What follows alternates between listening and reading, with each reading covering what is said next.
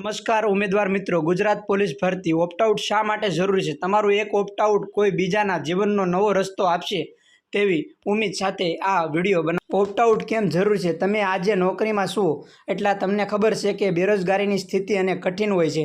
તમારું એક ઓપ્ટઆઉટ બીજા કોઈનું જીવનનો નવો રસ્તો આપશે, એક ઘરનું સપનું સાકાર થશે, એક પરિવારનો દીવો પ્રગટશે. આ તમારું ત્યાગ નહીં પણ સમાજ પ્રત્યેનું દૈત્ય છે. ગાડીમાં વેઇટિંગ લિસ્ટ નથી એટલે સાચા બેરોજગારોનો હક સીધો છીનવાઈ જાય છે. તે માટે સરકાર ભરતી બોર્ડને પણ જવાબદારી છે અને જો બંને ધારે તો તે અટકી પણ શકે અને મહત્તમ સીટો ભરાઈ પણ જાય. તે માટે અમુક સૂચનાઓ પીએસઆઈ પરિણામ પ્રથમ જાહેર કરવામાં આવે તો કોમન ઉમેદવારોનો નિર્ણય સ્પષ્ટ થઈ જાય કે જેમને કોન્સ્ટેબલમાં અને જેને પીએસઆઈમાં જવું છે તે પીએસઆઈમાં લે. આ સીટ બગડે નહીં અને એલઆરડી ભરતીને સીધી રીતે બેરોજગાર યુવાનોને લાભ મળે તેવી શક્યતા રહે. ઓપ્ટઆઉટ સિસ્ટમ ઉમેદવાર પોતાની પસંદગીના પોસ્ટ પસંદ કરે અને બાકી જગ્યા તુરંત બીજા ઉમેદવારોને મળે તે માટે કઈ નવી વ્યવસ્થા અમુક સમય માટે રિસ્ક વિકલ્પ મળે અથવા તો બીજા કોઈ વિકલ્પ સરકાર કે ભરતી બોર્ડ દ્વારા જ આપવામાં આવે જેથી તત્પરિત નોકરીનો લાભ ઉમેદવારોને મળી શકે. જે ઓપ્ટઆઉટ જે લોકો કરાવવાના છે સીસી ગ્રુપ એ છે, જે ઉમેદવારોને નોકરી સીસી એ અને બીની અંદર મળેલી છે તેવા લોકો ઓપ્ટઆઉટ કરાવે તેવી નમ્ર નિવેદન.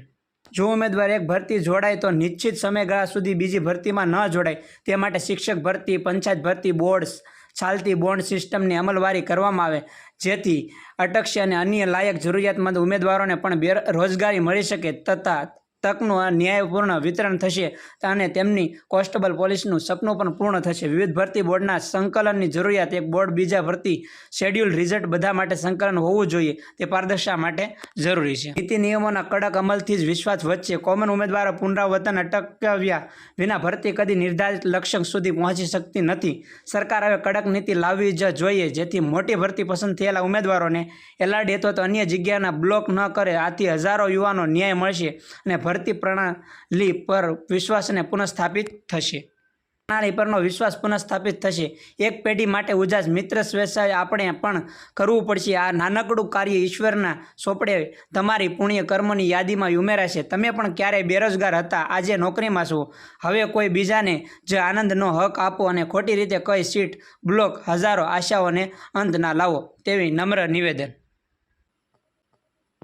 એલઆરડી 2025 ભરતી વધારેમાં વધારે કોમન ઉમેદવાર ઓપ્ટઆઉટ કરે તો જ ન્યાય મળશે, પારદર્શિતા આપશે અને હજારો યુવાનોને રોજગારનો માર્ગ ખુલશે.